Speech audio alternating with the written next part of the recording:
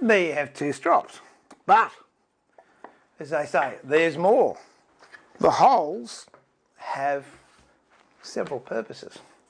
Number one, yep, sure, you can put it in the vise like that. We'll grab a chisel and use it honing like that. If that's inconvenient because your vise is being used for whatever other reason, but you have bench dogs, you've got the ability now of putting it over your bench dog and honing, and it won't slip. Then, thinking about it, I thought, this is an even better idea. What about if stick our thumb through it? I can't stick my thumb through it, so I'll try this thumb. And you can then hold it, where's a knife, as a hand strop, which is actually what I did with my son that wanted it for a cutthroat razor. Now you're going to say, well, you're going to cut your thumb. Well, you're not, because when you come up this way, you're not coming off the leather, and when you're going back down, the blade is far enough away from your finger to cause you injury. If it is a concern, don't do it, or you can put a little bit of wood up there as a guard. But that is fairly uncomfortable, having your finger in there, because you've got a sharp edge here and here. So, what to do? Roughly divide that outer circle into quarters like that. Now, if you've got some carving chisels, it's very, very easy.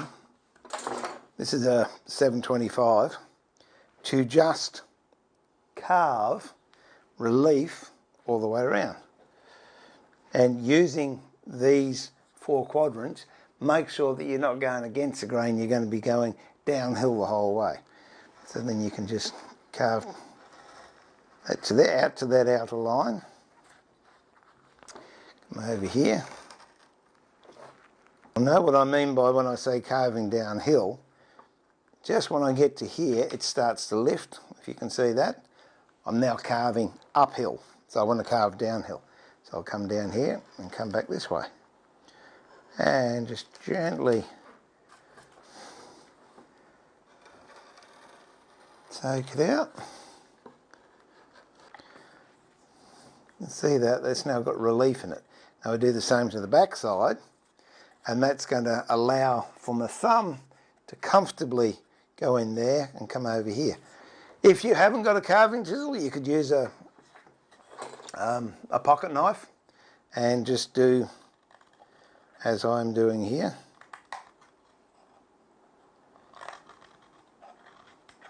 And come back the other way. A good blade, if you want some Moro knife, they are absolutely fantastic. And for this type of work, it's ideal. How fine a shaving I can get.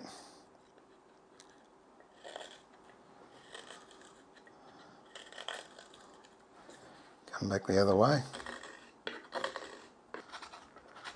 I'm going to stop that while I talk to you, so I don't want to slice my thumb again.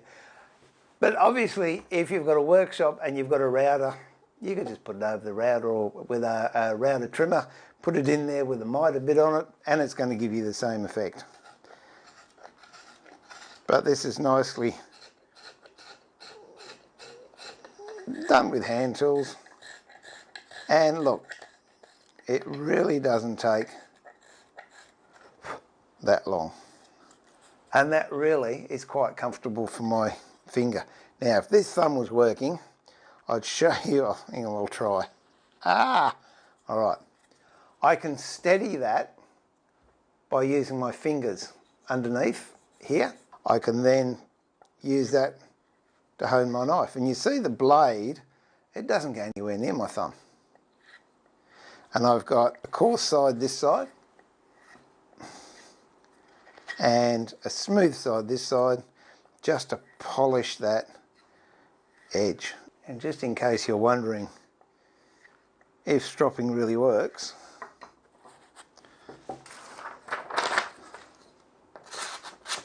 well, it really doesn't do any harm. So there you go. I hope you've enjoyed that. Obviously, if you're in a workshop, you can use mechanised tools, but if you're in a workshop, as this is in your home, we've made zero mess, cleaned up as we go, and made some very useful tools. This one's going to stay on the workbench. If you want to clean it over, you can put edges on it. Just soften the edges if you don't want them sharp. Or if you don't want to use that, it's good practice with a spokeshave. Pop it in your vise. Just grab a spokeshave and round it over.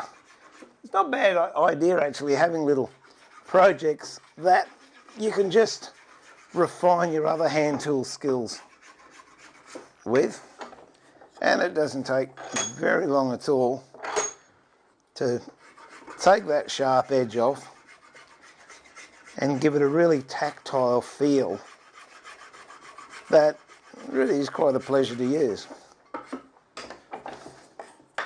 There you have it.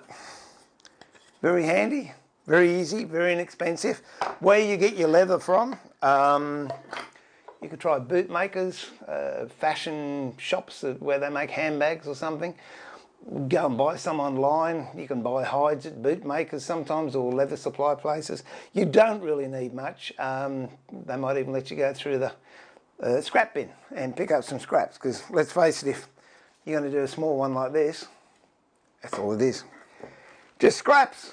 So this is Steve, and I'm not pulling the shed door down, but I'm going to say if you have a desire, can allocate the space and find the time, you too will have room for woodwork. And next time on Woodworking Masterclass Unplugged Indoor Edition, I'm going to make a shooting board, and we're going to make it here at the bench.